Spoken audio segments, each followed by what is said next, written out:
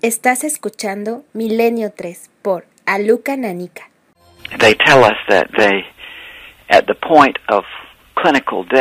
Ellos cuentan que en el punto clínico en el que están muertos, parecen abandonar sus cuerpos. Dicen estar en un túnel o trayecto de paso hacia una brillante y confortable luz.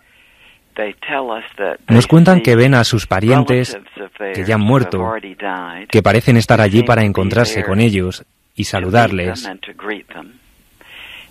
Y nos hablan sobre una memoria panorámica, donde todos los acontecimientos de sus vidas giran alrededor de ellos, de manera instantánea, en 3 dimensiones, en 4 colores, imágenes que se mueven en un panorama holográfico. Pero cuando las personas regresan de estas experiencias cercanas a la muerte, dicen que cuando retornan de ellas, sienten que la cosa más importante que podemos hacer durante nuestra vida es aprender a amar. También nos cuentan que sus experiencias les convencieron de que lo que llamamos muerte es simplemente una transición hacia otro estado de existencia, hacia otro mundo.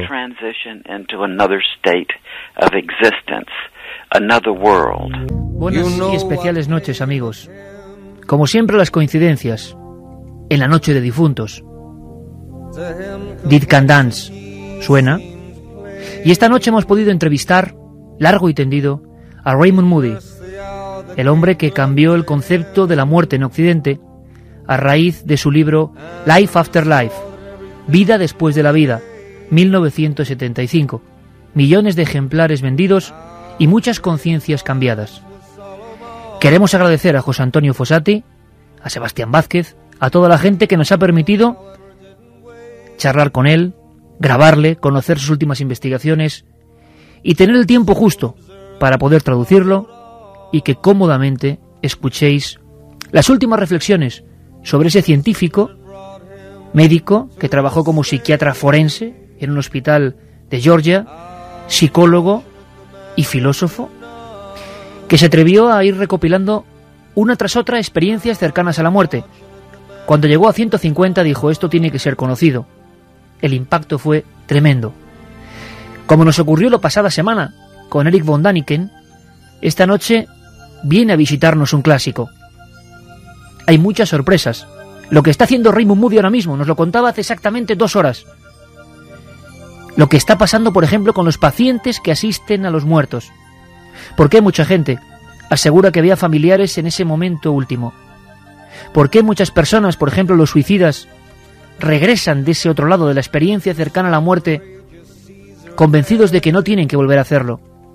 ¿Por qué la inmensa mayoría de personas en el mundo que confiaron en este médico, contando por vez primera en la historia esa experiencia casi arquetípica que debe esconderse en algún lugar de la mente o del misterio, por qué todos, prácticamente sin distinción, abandonaron el gran miedo humano, el miedo que nos recorre desde que salimos de las cavernas, el miedo que tuvo el primer Homo sapiens al enterrar a un semejante? ¿A dónde te has marchado? ¿Por qué el cuerpo queda inerte? Por lo tanto, ¿qué es lo que mueve la vida? Esta noche es la noche de las ánimas. La celebramos con Raymond Moody. Le hemos entrevistado y creemos que es la mejor forma de conocer nuevos ámbitos de una polémica ciencia o creencia. Ese término lo ponéis ya vosotros. Pero algo está ocurriendo. Más cosas.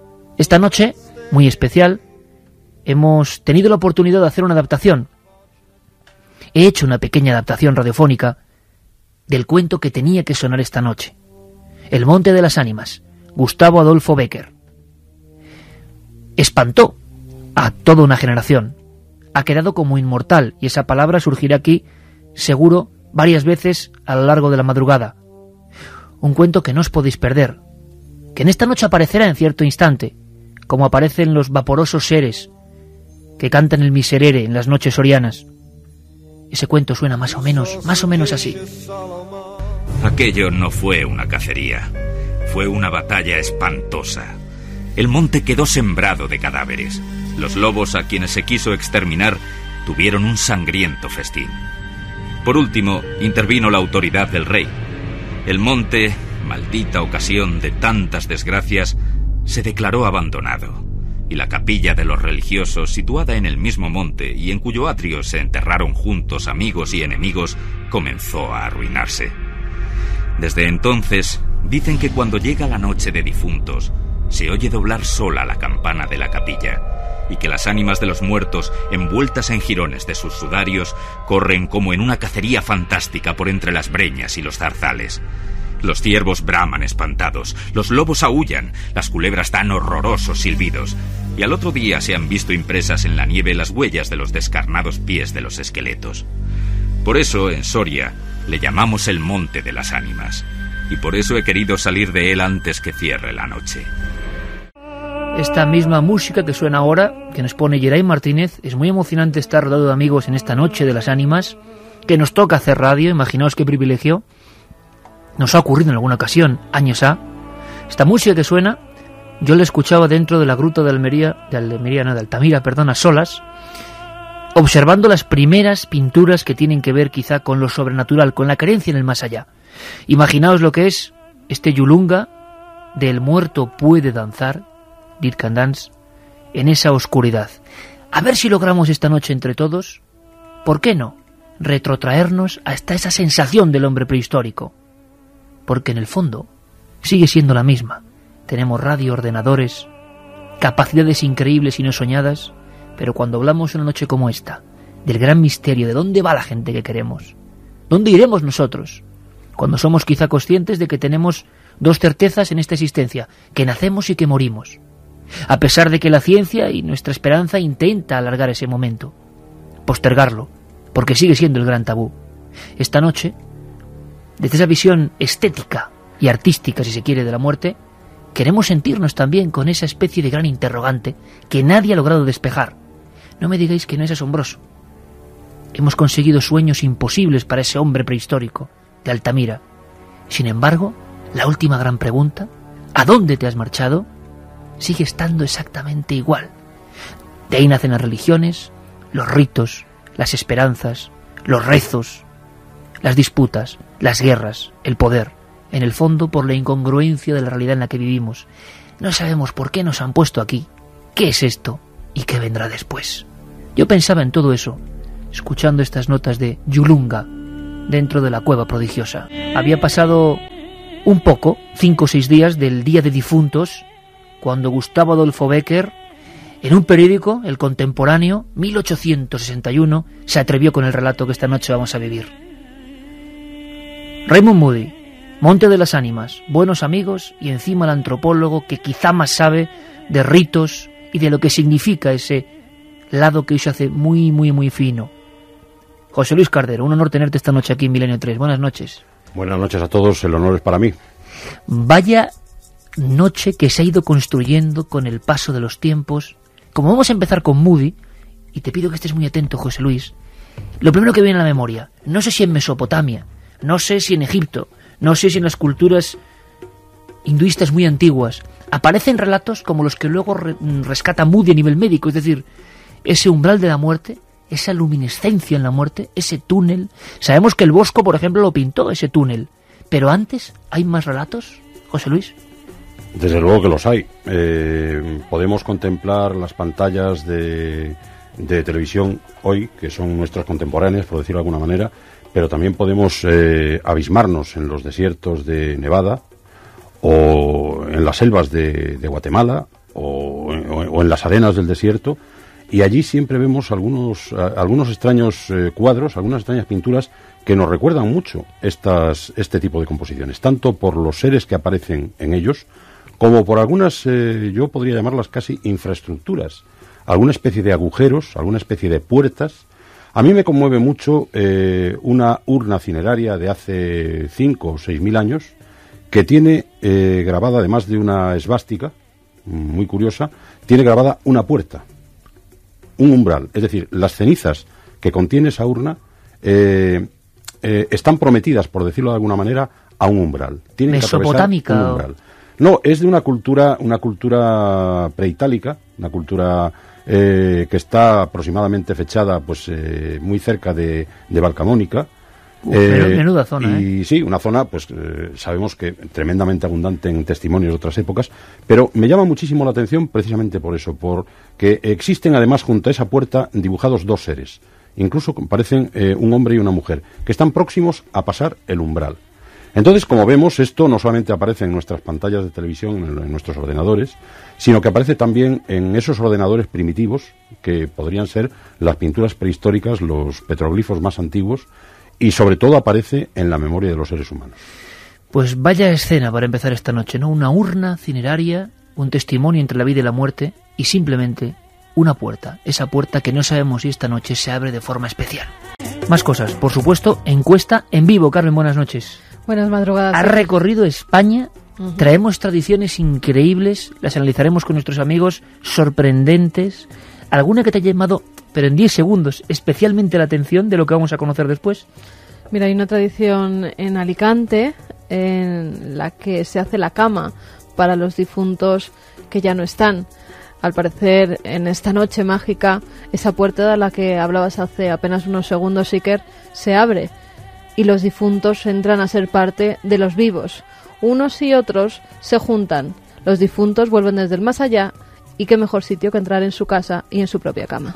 Guillermo León ha colocado ya en ikerjiménez.com, a pesar de que hay un montón de vías de contacto, lo sabéis, milenio3 con número @cadenaser.com, vuestras experiencias en esta noche, conocimiento, tradiciones, por favor, relatos, los iremos anotando pacientemente, investigando. También el 7640, palabra clave milenio, y en cadenaser.com ya el lienzo en blanco, donde podéis escribir lo que queráis. Pero hay una encuesta durísima además para los tiempos que corren, yo no sé cuál va a ser el resultado. ¿Qué hemos preguntado a la gente? Pues en ese debate se pregunta si se puede contactar con los muertos. ¿Usted cree que se puede contactar con los muertos? Ya hay respuestas, Iker, y la mayoría, el 64%, opina que sí. Qué curioso, se puede contactar con los muertos en ikerjiménez.com, la encuesta. Juan G. Vallejo, buenas noches. Buenas noches, Iker. Nos traes desde lo más remoto de la historia, casi desde ese tiempo que hablaba José Luis Cardero, no desveles mucho, pero otro objeto, hoy todo es funerario. Hombre, lo que tengo aquí justo en mi mano, quizás para que se oiga que es un trozo de tela y dentro una piedrecita. La tela tiene unas figuras geométricas que no tienen ni principio ni fin, de ahí que tenga ese sentido. Pues sí, esto acompañó a un muerto, posiblemente durante unos 1200 años, calculo yo. Es de una cultura americana, y aquí en mi mano tengo una cosa muy curiosa. Es un exvoto, es una figura de un dios que acompaña a la persona en la que se introdujo esto dentro de la tumba. Una tumba posiblemente como lo de la cultura esta que luego hablaré, unas tumbas muy muy pobres, eran pequeñitas, los cadáveres estaban en posición fetal, pero no tenían realmente una gran ornamentación ni pasaron a la historia por ello. Y es que hay una cosa que yo pienso que de la muerte es muy muy importante decir. Este fetiche que tengo en mi mano, este dios que ayudaba a pasar al más allá, lo puedes tocar, está tallado hace más de 1000 años. Pues en el fondo no significa más que quizás una cruz que veamos a día de hoy en una tumba cristiana o otras cosas, ¿no? El caso es, lo importante de lo que quería decir en un segundito es, estamos hablando de una gran cantidad de fotografías de la muerte, por ejemplo, desde la momificación egipcia. Se me ocurre, por ejemplo, otros cementerios que son las Torres del Silencio, del que se ha hecho algún documental porque son de religión más deísta, y entonces son unos nichos donde los buitres se van comiendo a los hombres y los demás no pueden entrar. Hay 1000 formas, ¿no? Pero son cuadros de una misma visión, que es la muerte, pero ya para el más allá. Pero hay una cosa muy importante en la cultura que se nos está olvidando, y es la dignidad con la que tiene que morir un hombre para ir al más allá. Eso es lo que se nos ha olvidado, ¿eh? Buen debate. Santiago Camacho, buenas noches, compañero. Buenas noches, Iker. También habrá conspiraciones esta noche con la muerte, habrá arqueología de la muerte con Nacho Ares, una historia ocurrida en Ur, la fosa de la muerte, así le llaman los arqueólogos. Qué impresionante tener a Raymond Moody, qué impresionante su impacto. Vamos a andar un poco más conociendo algo de sus investigaciones. Y vamos a ir, si os parece, debatiendo sobre el hombre que de pronto, año 75, o sea, anteayer, cambió el concepto que en Occidente se tenía de ese paso. Todo eso del túnel, la luz, el ser que nos habla, luego lo estratificaremos, nace a partir de un médico que pacientemente está trabajando y se adelanta a los demás. ¿Se adelanta o hubo gente antes que pensó en esas visiones cercanas a la muerte? Raymond Moody traducido en la voz de Carlos Largo, esta noche nos contaba lo siguiente. Así empieza su aventura. And his name was Dr. George Ritchie. Y su nombre era Dr. George Ritchie. En 1965 yo era un estudiante universitario de tercer curso. Estudiaba filosofía en la Universidad de Virginia. Y uno de mis profesores de filosofía me comentó que el Dr. George Ritchie, que era un profesor de psiquiatría, había tenido una experiencia de este tipo. Algunos años antes, cuando había estado cercano a la muerte, en 2 ocasiones por una neumonía, y resucitó de esa enfermedad.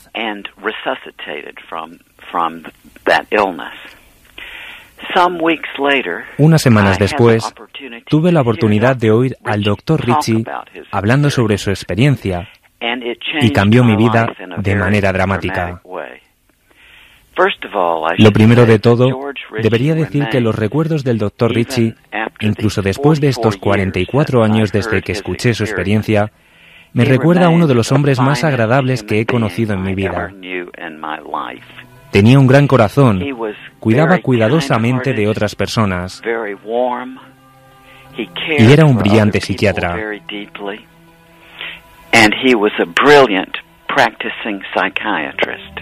Otros doctores que empezaron a confesar historias a Raymond Moody, que las va compaginando y acaba haciendo una especie de puzzle de elementos que se repiten en el 90% de los pacientes. Esos pacientes que después de una operación gravísima han vuelto.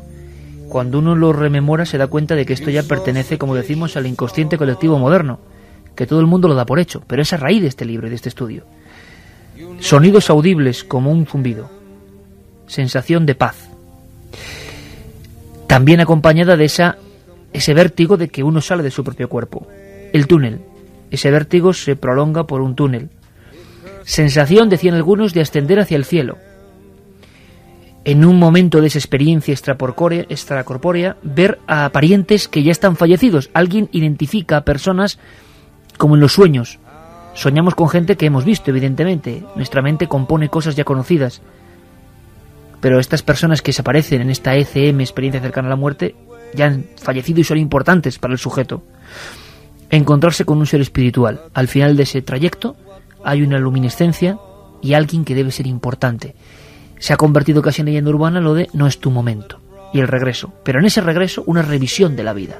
Una revisión completa, como unas viejas diapositivas, que quizá en el fondo, José Luis, es la historia de una especie de juicio, porque el que vuelve, según Raymond Moody en este estudio, año 75, Life After Life, vuelve cambiado, transformado por completo. ¿Ha sido testigo de qué? De lo que los antiguos egipcios u otros, a su manera, dirían que ha sido un juicio. En este caso, el propio individuo, con un dios o no por delante, ha asistido a qué ha sido de mi vida, ¿no? Bueno, yo cuando oigo estas cosas me acuerdo de lo que decía don Ramón María del Valle Inclán. Bueno, no exactamente él, sino uno de los grandes de sus personajes de las comedias bárbaras. Quien ha visto la luz de la muerte ya no quiere ver otra luz. Eso lo dice don Juan Manuel Montenegro en una de las escenas, creo que es de Romance de Lobos, no recuerdo muy bien, pero es una frase que a mí me impactó. La luz de la muerte. Absolutamente. Quien ve la luz de la muerte ya no puede ver otra luz.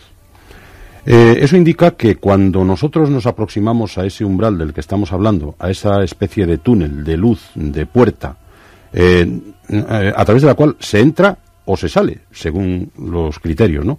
Cuando nos acercamos ahí, en realidad tenemos que estar cambiados. Tenemos que cambiar.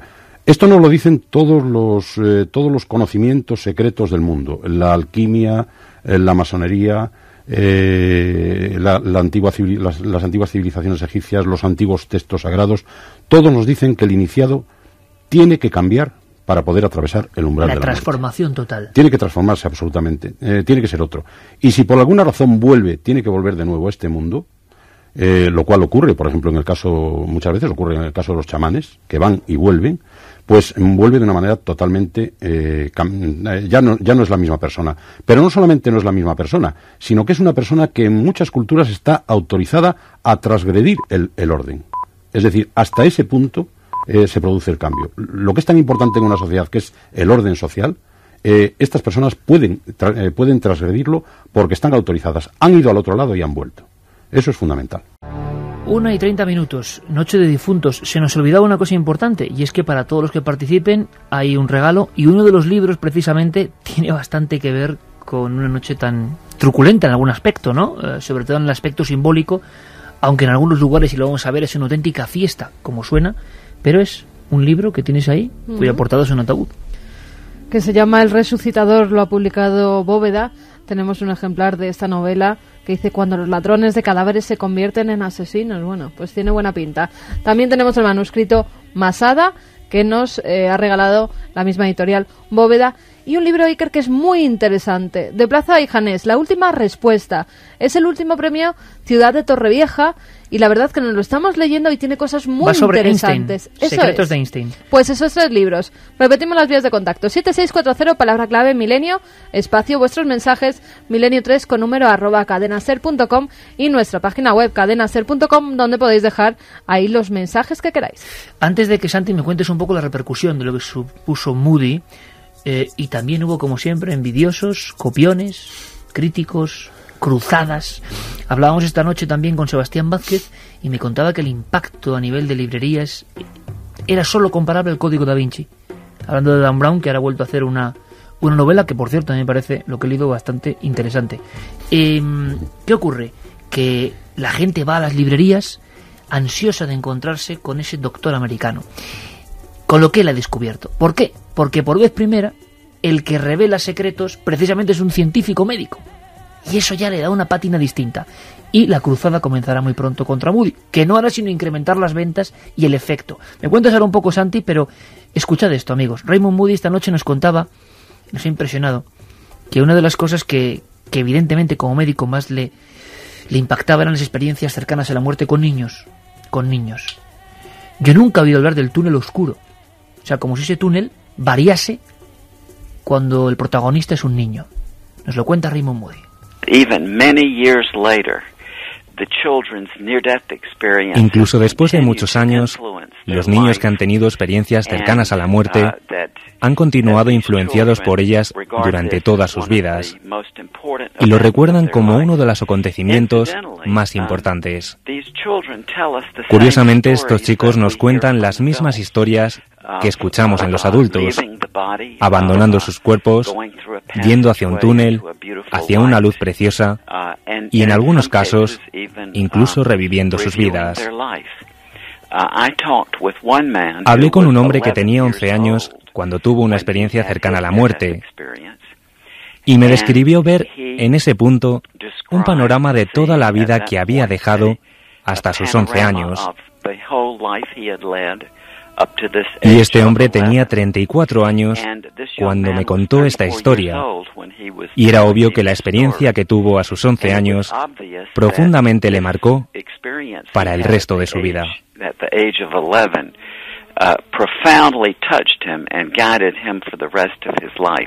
Veremos además que con diferentes sectores sociales, también nos ha hablado Raymond Moody de los suicidas, varían. Hay visiones auténticamente infernales en ocasiones. Quizá muy parecido a lo que pintaba también el Bosco, José Luis. No olvidamos nunca, en Venecia lo vimos hace poco, ese libro Visiones del Más Allá, que encima lo llaman Visiones del Más Allá, y que es ese primer círculo tridimensional, ese primer túnel de la pintura en la historia. 1501. Las ánimas ascienden por ese túnel luminoso, hay un resplandor al final, y se vislumbra perfectamente la figura de alguien que con su mano hace la señal de detenerse.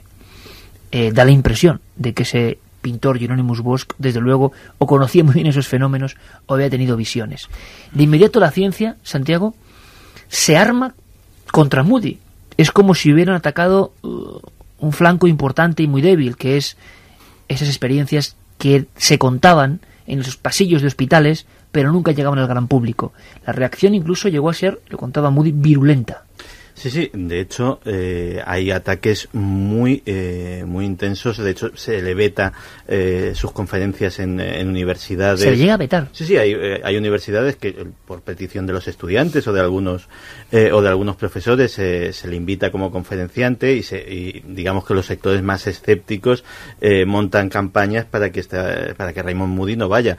Se hacen grandes debates científicos sobre el tema, atacando sobre todo, digamos, la validez del método experimental o del método científico de Moody, cuando el propio Moody es el primero en reconocer que él no está intentando crear un dogma científico, sino que es una recopilación de relatos cogidos de primera mano, sin más valor estadístico que el propio... Él mismo lo deja claro. Sí, sí.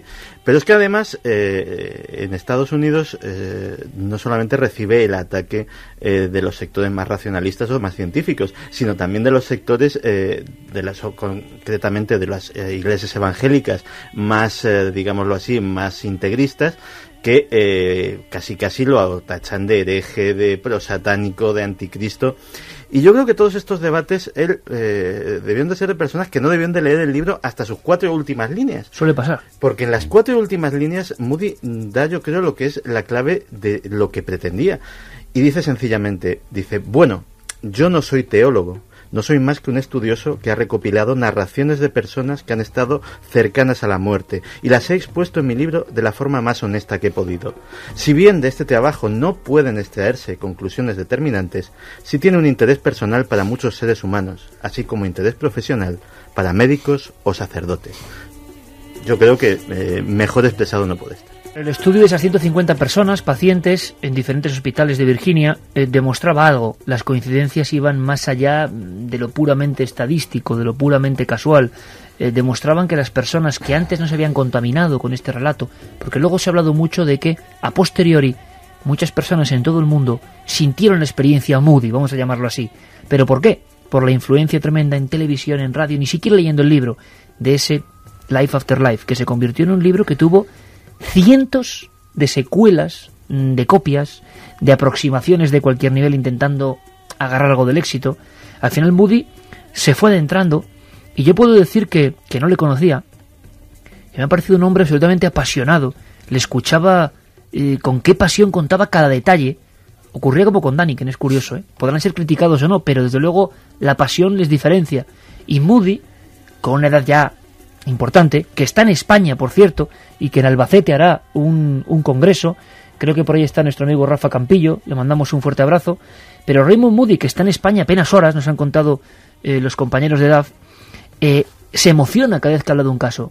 La gente lo pinta como el típico hombre que se hizo millonario, que se aprovechaba de todo esto, y el hombre no hace falta más que escucharle. Se desvivió y cambió su vida, su propia vida, y fue yendo más allá en experimentos de regresiones. Cada peldaño de Moody era atacado por los críticos, pero ahí quedó ese vida después de la vida. Una cosa que nos interesa para debatir, impresionante, un tema tabú dentro del tabú. En muchas culturas, y nos cuentas ahora, José Luis, lo peor es el suicida. Yo no sé qué pasa con el alma del suicida. Ahora nos cuentas. Raymond Moody nos ha contado esto sobre experiencias con suicidas y encuentros cercanos con la muerte.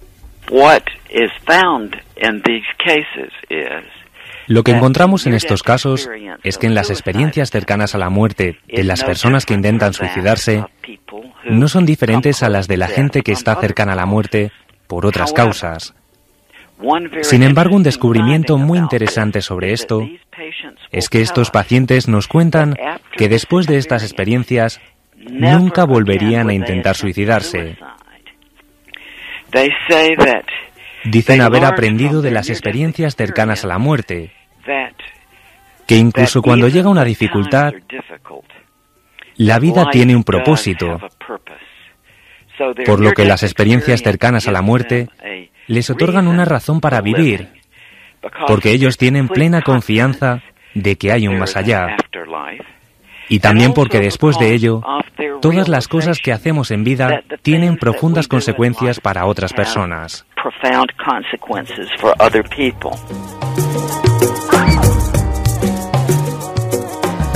Y claro, mucha gente se tomó los estudios de Moody como filosofía, prácticamente. La demostración en un tiempo de descrédito de las religiones, años 70, imaginemos la crisis mundial, como estamos viviendo ahora, pero con sus componentes diferenciados, el fin del sueño, del amor libre de alguna forma, y de tantos intentos de cambiar el mundo, y de pronto en este mundo científico que se había acercado al espacio, a la tecnología, al miedo, al terror bioquímico, por ejemplo, aparece este hombre trayendo un miedo y una esperanza al mismo tiempo muy remota. Moody estudió casos en concreto de niños, de suicidas, luego nos contará casos negativos.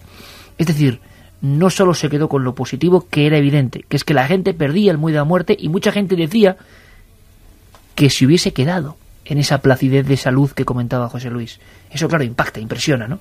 Caramba, lo que hay al otro lado no es tan malo. Mucha gente, con el impacto Moody, pensó en eso. Pero el tabú de los suicidas, José Luis, no sé si hay cultura en la que se salven. Yo tengo ahora en la mente, y Juan estará conmigo seguro, un cementerio sin nombre en Chile, ¿te acuerdas? Con 4 palos, botellas, juguetitos para un niño, lo radiamos aquí, pero de repente Juanja me dice, mira, allá al fondo hay otras tumbas, apartadas, como fueras del propio camposanto clandestino. O sea, eran pobres dentro de la pobreza o marcados dentro de la marca, ¿no?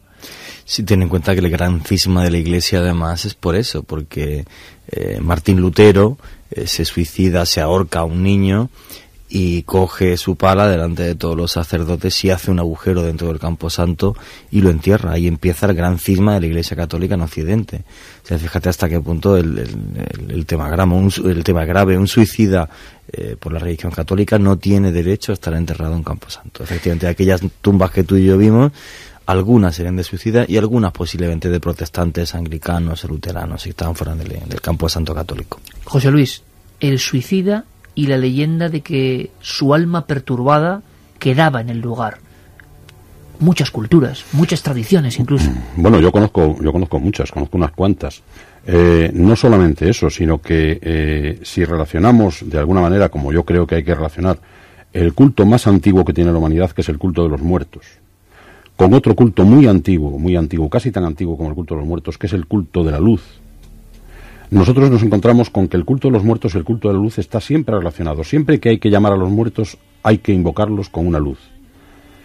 Como si fueran esas almas, esas larvas que decían los romanos, que son atraídas por el brillo. Pues yo creo que las culturas tienen la convicción de que los suicidas, es decir, aquellos que quieren terminar su vida antes del término que se les ha fijado por la naturaleza o por los dioses o por quien sea, esos renuncian a la luz. Y entonces, como renuncian a la luz, pasan a ser, yo no diría que no muertos, como en el caso de los vampiros, pero sí pasan a ser una especie de entidades, de seres que son rechazadas por las dos partes, por la parte de la vida y por la parte de la muerte. Y hasta tal punto se llevan estas cosas que en ciertos momentos, en ciertas culturas, desde luego, no solamente se les arroja de la comunidad, sino que se quema su cuerpo y se hace desaparecer por completo cualquier testimonio que les recuerde.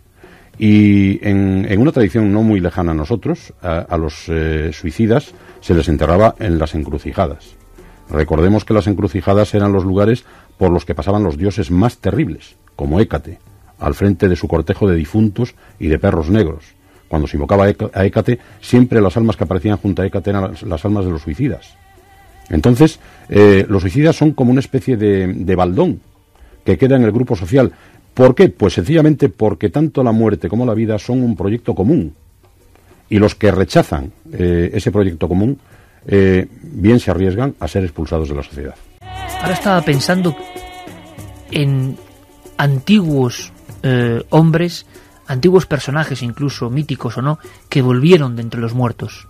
Hay muchos, quizá uno de los primeros, la epopeya de Gilgamesh, que se mete en el más allá en busca de un amigo difunto, ¿no? Sí. Pero hace poco, fíjate, José Luis, y esto me ponen muchas cosas los pelos de punta. Ángel Sala, el colaborador de este programa, hablando de zombies, de una cosa como el muerto no muerto, me decía que está investigando y dice, claro, hay un episodio en la Biblia impresionante, un poco oscuro, y que cuando uno va al arte, hablo de esa mirada siempre estética, y ve los cuadros antiguos del románico, se aterra, que es la resurrección de Lázaro. Vuelve de entre los muertos. Por lo tanto, Lázaro sería el primero, a nivel del cristianismo, que tiene esta experiencia un poco potente de haber estado en el otro lado y haber regresado, haber vuelto, ¿no? Hoy se hablaría de una ECM, un científico diría eso. ¿Qué está diciendo la gente? 7640. Vamos con los mensajes. Nos dicen, creo que estas experiencias cambian a las personas para bien o para mal, como todas las experiencias traumáticas, y para cada persona puede ser diferente. Hola, gracias por el trabajo que hacéis tanto en radio como en televisión. Yo siempre escuché que las personas que se suicidan, su alma seguía repitiendo ese acto durante bastante tiempo. ¿Qué hay de verdad en eso? Pues imagino que son tradiciones, José Luis, propias de lugares concretos donde el tema de los suicidas se envuelve todavía de un tabú y un temor con moraleja incluido, más fuerte, ¿no? No, desde luego. Recordemos lo que acabamos de decir. Es decir, el suicida está condenado a repetir su acto tantas veces como tiempo le falte para cumplir su destino. O sea, él ha roto su destino y eso no puede ser. Él ha roto su destino y eso no puede ser. Precisamente una de las maldiciones más terribles que creo recordar que tenían los egipcios es esto. Es decir, que tu alma no sea jamás nombrada, que tu cuerpo desaparezca en el infierno. Es decir, no solamente se destruye el cuerpo, sino que se destruye el recuerdo, la memoria. Sí, y la palabra en los egipcios es que, o sea, por ejemplo, los egipcios cuando salían a la guerra fuera de su país se cambiaban el nombre por si les hacían prisioneros no poder hacer ningún tipo de conjuro. Exacto. Ni nada con su nombre.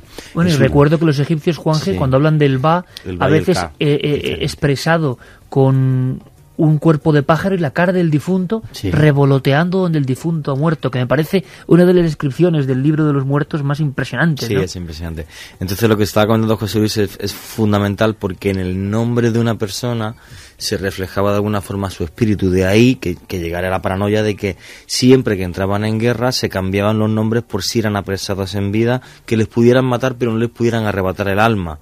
De ahí el que haya tradiciones tan sumamente curiosas. El hecho, por ejemplo, de borrar, en este caso, el nombre de un fallecido en el Antiguo Egipto era robar o romper su alma, igual que se hacía con las estatuas cuando se les rompía la nariz, por ejemplo, las de Hatshepsut, porque pensaban que de esta forma se había destruido su alma en el más allá. Pues qué curioso, porque cuando ha habido profanaciones extrañas en España, una de las cosas que se efectuaba, que nos puede parecer sorprendente, era el borrado del nombre en la lápida, sí, o el borrado a martillazos en la foto del difunto. Nos dicen también, cuando alguien muere no cambia de estado, solo sigue su naturaleza, es el que sigue vivo el que cambia de estado por no entender la muerte de su semejante. No sé si un chico o una chica de Salamanca nos dice que su madre se suicidó, que está enterrada en el cementerio normal, que no le gusta mucho lo que decimos de los pobres suicidas. Es que eso pasaba antes. Claro, antes. Se enterraba a los suicidas o fuera del cementerio o en una zona muy concreta del cementerio. Esas zonas, incluso en algunos se llamaban la zona de ahorcados, y era allí donde se enterraban a las personas que se habían suicidado y también a los niños que no habían sido bautizados. Efectivamente, José Luis, en el propio Camposanto había sus diferencias también. Sí, por supuesto, claro que sí. Incluso creo recordar que en algunas zonas del País Vasco y quizás también de Galicia, a los niños recién nacidos que morían sin bautizar se los enterraba bajo el alero de la casa. Yo en Santiago de Compostela, en el cementerio de Santiago a la izquierda, está esa parte, por desgracia todavía, que queda de suicidas. Sí, me imagino que son cosas que ya van pasando un poco la historia de acuerdo con los nuevos tiempos. Pero que han estado 1000 años así. Y que de todas maneras siguen vigentes en nosotros, porque una de las cosas que se hace, no hace tantos siglos con los suicidas, es borrar su nombre. Su nombre no aparece. Y fijaros que en los cementerios, nosotros que hemos recorrido por muchas razones muchos cementerios en todo el mundo, vemos que lo más importante que hay en las tumbas es el nombre y la foto. Es decir, conservar el recuerdo. A los suicidas, algunas religiones y algunas creencias les niegan eso. De todas formas, para tranquilizar también a la chica esta que ha mandado el mensaje, me gustaría decir eso, ¿no? O sea, Lutero comenzó el cisma de la Iglesia de Occidente, efectivamente, porque vio un niño que se había ahorcado y dijo, vamos a ver, no, me niego a que en mi parroquia a este niño no se le entierre en Camposanto. Vamos, yo conozco varios casos de personas que se han suicidado y los sacerdotes de su parroquia los enterraron en el cementerio. En suelo santo. Bastante tragedia. Son cosas que quedan en las creencias. Claro, de la pero gente, que estamos hablando de eso en esta noche porque está ahí y son 1000 años de tradiciones. Tradiciones que luego además por España, como contaba antes Carmen, lo de hacer la cama a los muertos nos va a sorprender. ¿Sabíais que en España hay un pueblo? Mira, Geray, ¿tú sabías que en la provincia de Murcia hay un pueblo que se llama el infierno, el purgatorio y el limbo? ¿A qué no lo sabías? Pues en nuestro nomenclator, que es una sección, José Luis, donde vamos a pueblos con nombre misterioso, ha habido muchos. Los infiernos, el limbo y el purgatorio. Provincia de Murcia. Esta noche viajaremos hasta ahí. Seguimos con Ritmo Mood y luego vamos con más mensajes. ¿Cómo va la encuesta? Vamos a ver la encuesta. Vamos a ver los resultados últimos. ¿Se puede contactar con los muertos? Sí, opina un 65,8%. No, un 34,2%. Ya varios cientos de mensajes. Y curioso, eso en estos tiempos que corren de un materialismo tan evidente, me extraña que la gente de todo tipo que escucha este programa y en todo el mundo, gracias, diga que sí, sin ningún tipo de duda. Además, hay un sí y un no. Podéis participar. Raymond Moody, Santi, esto te interesa porque me vais a contar ahora lo que decía la ciencia. O sea, esa experiencia del túnel y de luz, ¿qué era en lo físico, no? Tenía una explicación física, casi como un acto reflejo del propio cerebro ante la falta de oxígeno, decían. Moody fue un poco más allá. En su segundo y tercer libro empezó a hablar de ECM negativas, experiencias que no eran tan placenteras, no eran tan de un mensaje positivo, que es con el que hay que quedarse, yo creo, sino que por la propia estructura del ser humano que las vivía, eran negativas. Esto nos contaba Raymond Moody. Sí, de hecho sí las hay. Sin embargo, estas son muy raras. Se dice que únicamente el 1 o el 2% de las experiencias cercanas a la muerte son negativas en su carácter. La más extraña de las experiencias negativas es aquella en la que las personas ven imágenes infernales. Curiosamente, no parece que sea necesario que las personas que han tenido experiencias negativas fueran necesariamente peores que otros seres humanos. Simplemente no sabemos por qué se produce de esta manera. Hombre, pues resulta algo inquietante esa frase, ¿no? Visiones parecidas al infierno. Tú bien sabes, José Luis, que hiciste el libro de Dioses Oscuros, que yo creo que es una guía como fundamental para una noche como esta, ¿no? Que algunos importantes investigadores científicos de la mente, como Stanislav Grof y otros, hablan de esas figuras negruzcas, extrañas, un poco infernales, que aparecen incluso en el niño, y hay quien piensa que en el feto. Figuras perinatales que están ahí y que luego serán importantes para nuestros miedos. Bueno, lo que yo no sabía, no tenía tan claro, pensaba que eran personas que habían tenido problemas graves de alcoholismo, de conducta muy desviada, los que luego sufrían estas experiencias, que siempre son iguales. Los antiguos dibujaban esas visiones de la misma forma, pero al parecer no. Al parecer cualquiera puede sufrirlas. Bueno, yo creo que es una experiencia tan universal como que incluso si nosotros pudiésemos psicoanalizarnos o psicoanalizar nuestros sueños, veríamos cuán grande es el contenido de ese tipo de construcciones en ellos, en esos sueños. Es decir, que muchas veces nosotros, nuestra propia sociedad, nuestra civilización, nuestra cultura, una de las misiones que tiene es precisamente enterrar, no digamos enterrar, sino soterrar o tapar de alguna manera esos contenidos terribles de la mente, que fueron descubiertos, pues como sabéis ya, por muchos psicoanalistas importantes como Freud o el propio Jung, ¿no? Entonces, ¿cuántas de nuestras fobias, cuántos de nuestras manías, de nuestros sufrimientos, de nuestros miedos y también, por qué no decirlo, de nuestras esperanzas, están apoyadas en estas construcciones mentales que están ahí, posiblemente, desde la más tierna infancia? Los niños muy pequeños tienen los terrores nocturnos. Es curioso porque a veces, yo que tengo un nieto muy pequeño, de un año y medio, veo que a veces se queda mirando por encima de mí, como si viesen algo que nosotros no somos capaces de ver. Sería muy fácil ir un poco más allá y decir, bueno, el cerebro de estos niños todavía no está formado y todavía no está sometido a la acción de la cultura, a la acción represora, de alguna manera, o protectora, vayamos también a decirlo, ¿no? De manera que nos ocultan ciertas cosas que aparecen después en nuestros sueños. Esas figuras que son muchas veces conocidas como visitantes de dormitorio y que no se sabe muy bien si aparecen en la realidad o aparecen en la ensoñación de la persona que está obsesionada por algún tipo de traumas o de problemas, ¿no? Y es curioso lo que tú dices, porque es verdad. Esas mismas figuras aparecen en los petroglifos. Las mismas. Las mismas. Es decir, los indios navajos le llaman el Holy People, el pueblo sagrado. No dicen nada más que eso, es el pueblo sagrado. Son unas figuras negruzcas, oscuras, puestas en aquellos farallones de los desiertos, enormes, de 3, 4, 5 metros de altura, y que impresionan auténticamente al que las mira, ¿no? Y hace bien poco, ¿recuerdas, Carmen? Se descubrió una tumba etrusca que pocos pueblos ha habido con tanta sensación de misterio en torno a la muerte, y veías al dios Charum y toda la... yo me estoy imaginando ahora los excavadores que encuentran un pasillo con cientos de dibujos, de frescos, y todos son visiones del infierno, pero un infierno que encima sonríe, con lo cual da más miedo, sinceramente. Y encima fue en noviembre el descubrimiento de esa tumba etrusca. Santi, la ciencia intentó explicar, y es que José Luis Cardero, que es el mejor guía para esta noche, sin duda alguna, está muy claro. La propia cultura, yo no sé si defendiéndose o no de la auténtica realidad, pone una serie de corazas y alguien dirá, bueno, mejor creer, y será objetivo creer y común, que esto es un fenómeno puramente fisiológico.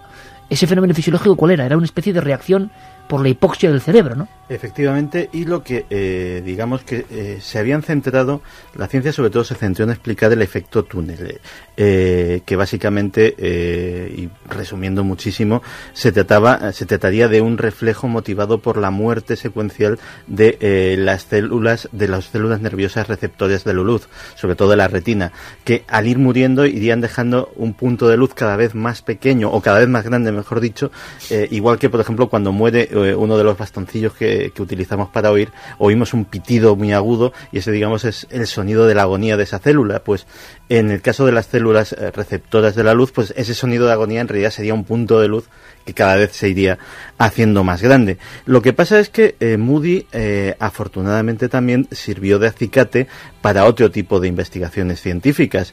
Hace un momento hablabas de esa representación egipcia del alma como un pájaro que revolotea alrededor del difunto, y eso nos retrotrae precisamente a una de las primeras cosas que ven los sujetos de Moody, que es verse a sí mismos revoloteando alrededor de su propio cuerpo.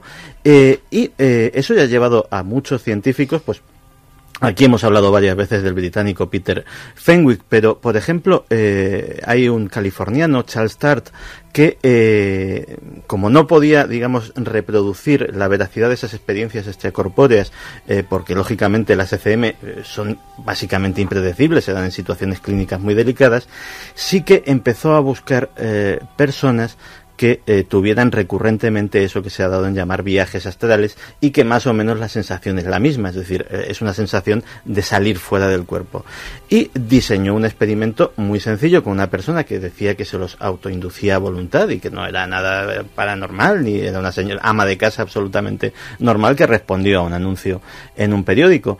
Y esta señora era capaz, según los informes de Charles Sturt, de reproducir sin ningún problema números de 5 cifras que estaban colocados encima de un armario ropero absolutamente fuera de su vista, cada vez uno distinto, y lo hacía con una facilidad absolutamente pasmosa para demostrar que ella salía, que volaba por encima del armario y se podía ir en ese estado donde quisiera.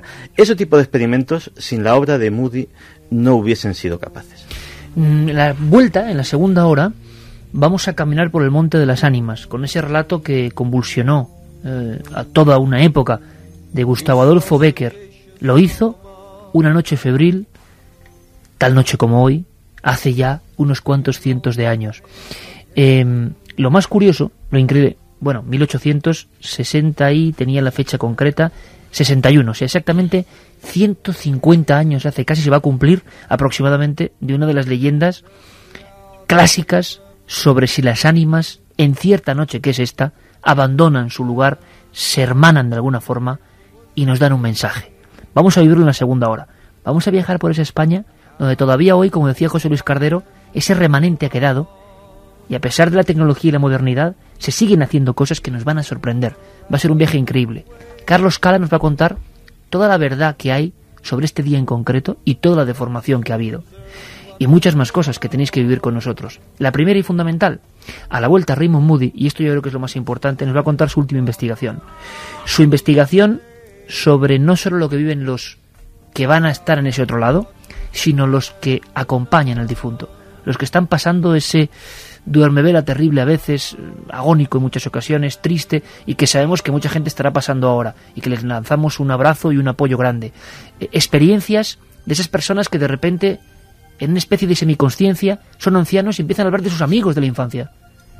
1000 casos. Gente que se reconocen amigos antiquísimos que ya se fueron antes. ¿Qué pasa ahí? Pues a la vuelta, el doctor psiquiatra Raymond Moody nos lo cuenta.